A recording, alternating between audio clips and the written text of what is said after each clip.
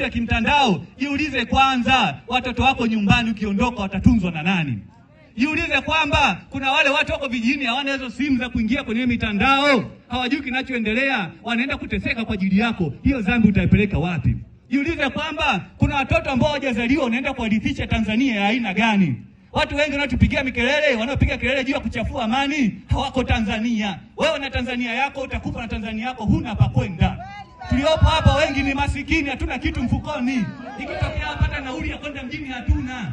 Tunateseka hapa, tutakufa hapa. Wenye mitandao leta shida, watabaki na maisha yao kule wanafurahia. Niwaambie Watanzania tuamke. Watanzania tufanyaje jamani? Tufanyaje jamani? Tuamke. Kumeshafanyaje? Kumekucha. Naomba nichukue nafasi hii niseme jambo moja. Uchaguzi ni tarehe 29 mwezi huu, si ndio? Sasa uchaguzi tarehe 29, tukishapiga kula, uchaguzi umefanyaje jamani? Umekwisha. Tukipiga kula uchaguzi umefanyaje? Uchaguzi umefanyaje? Lakini wakati wa kupiga kula tukaharibu amani. Ili amani inaenda kuisha tarehe 29. Amani itaenda kuisha tarehe 29. Tukiharibu amani itatutesa maisha yetu yote. Uchaguzi unakuja unaondoka, lakini amani haiji na kufanya